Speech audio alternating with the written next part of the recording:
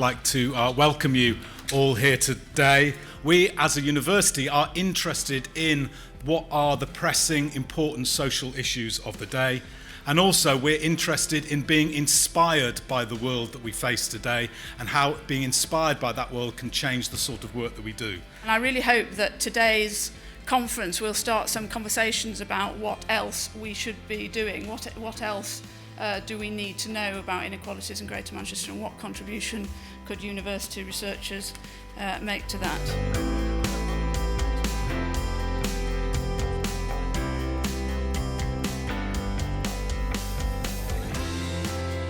I think probably this comes as no surprise to you that in terms of income distribution, using this particular measure, something called the Gini coefficient, the UK at this point was the fifth most unequal industrialised country in the world, behind only Chile, the United States, Israel and Portugal. Sometimes when we're thinking about, everything's always getting worse and inequality is growing, and has continued to grow, it does depend whereabouts in the income distribution you look, because different things have been happening in different places, different parts.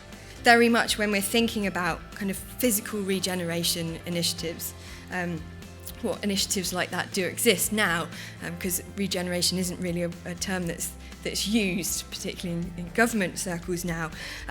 It's about how you join those initiatives up to skills and employment policy.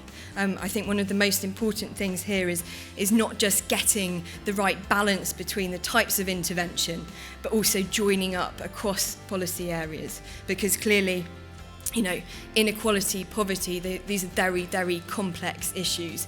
You're not going to solve it through kind of one policy intervention.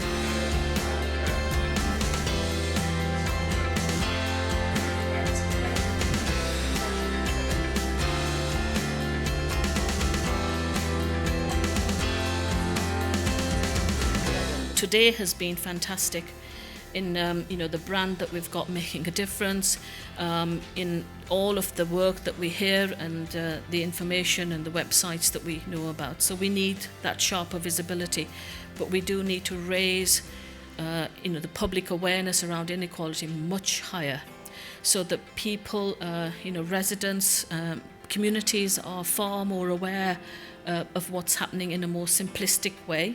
I'm optimistic. I genuinely believe that the vast majority of people in this city and elsewhere want to make things better. We all want less poverty, less inequality, more regards to the environment. We are, as human beings, empathic. We have empathy with others.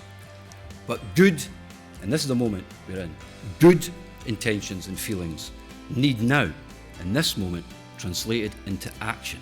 Yes, a northern powerhouse, but let's not forget the cultural dimension of that. Let's not reduce it simply to an economic argument. Let's celebrate the culture that we have here, because that is where we've drawn on again and again in 2 centuries and more to energise ourselves and to grow and to develop.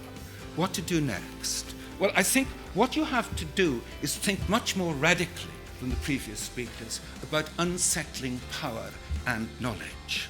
And I think specifically you've got to disrupt established political franchises and the professional political class. I say between people in this audience, between the different constituent parts, that we have an opportunity to not need heroes and to work collectively to make inequalities firmly part of the devolution agenda. So please keep working with us and please keep in touch. Thank you very much.